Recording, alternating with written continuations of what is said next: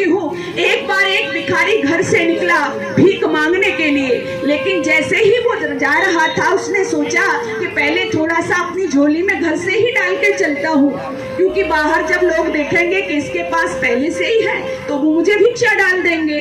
तो उसने एक दो मुट्ठी चावल की अपनी झोली में डाल ली। अब जैसे ही बाहर निकला तो क्या देखता है कि थोड़ी ही दूरी पर चला था, एक रथ में से एक व्यक्ति उतरता है और आकर के हाथ पसारने लगता है और कहता है कि मुझे थोड़ा सा दान दे दीजिए, मुझे थोड़ी सी भीख दे दीजिए।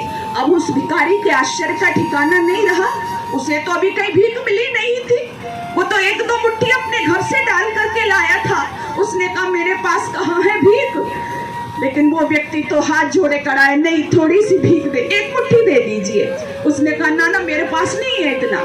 आखिर में उस व्यक्ति ने कहा कि ज्यादा नहीं तो कुछ दाने ही मुझे दे दीजिए।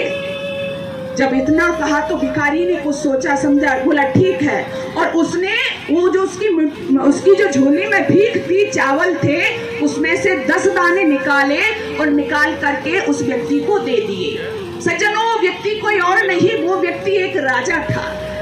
जब वो 8-10 दाने उसको दे दिए, उस राजा को दे दिए, उसने कहा बहुत बहुत धन्यवाद आपका। मुझे कल ही एक पंडित जी ने कहा था कि तुम्हारे जीवन में जो उथल पुथल हो रही है, आप जब अपने नगर से बाहर निकलो तो सबसे पहला व्यक्ति जो आपको भिखारी मिले उससे आप थोड़ा सा दान दे लेना, इसलिए मैंने तुमसे दान लिया है। वो दान लेकर के वापस अपने घर आ गया, लेकिन वो तो राजा था सज्जनों। 2-3 दिन बीते, उसने अपना दरबार लगाया और अपने मंत्रियों से कहा कि भाई इस तरह से 2-3 दिन पहले एक भिखारी से हमने 8 दाने लिए थे, उसको बुलाओ, मैं उसका सम्मान करना चाहता हूँ। भिखारी तक सूचना पहुंची, भिखारी आया, भिखारी दरबार में आया।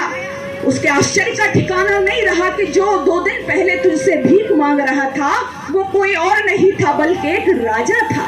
उस राजा ने कहा कि तुम्हारा बहुत बहुत धन्यवाद, तुमने परसों हमको भीख दी थी, लेकिन ये बताओ कितने दाने तुमने हमको दिए थे। तो विचार करके कहता है कि महाराज मैंने आपको 8 दाने भीख में दिए थे।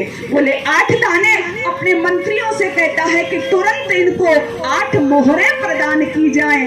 8 मोहरें मंत्रियों ने ला करके दे दी, लेकिन भिखारी अब पश्चाताप की अग्नि में जलने लगा। वो सोचता है काश मैंने राजा को एक मुट्ठी चावल पहले दे दिए होते तो आज मेरी दशा और दिशा दोनों ही बदल जाती। सज्जनों, मेरे कहने का भाव ये है कि ये दान कभी भी खाली नहीं जाता है।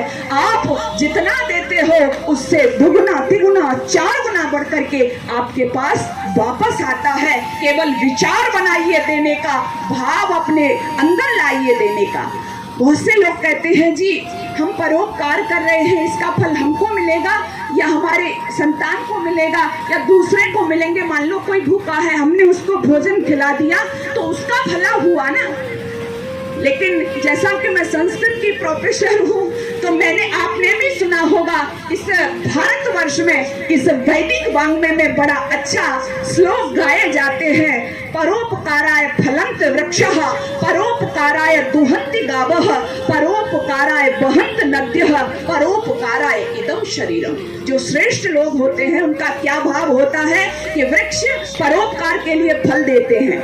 आप बड़े मीठे मीठे आम खाते हो, केले खाते हो, अगर केले का फल, अगर केले का पेड़ ये सोच ले कि मैं केला दूसरे को नहीं दूंगा, सेब का वृक्ष ये सोच ले मैं सेब खुद खाऊंगा दूसरे को नहीं दूंगा, तो आप खा सकते हो? नहीं। इनके मन में कोई स्वार्थ नहीं है। नदियां अपना जल दे रही हैं, गाय अपना दूध देती है, वैसे ही जो परोपकारी जीव होते हैं वे बिना किसी स्वार्थ भाव के सेवा किया करते हैं, परोपकार किया करते हैं।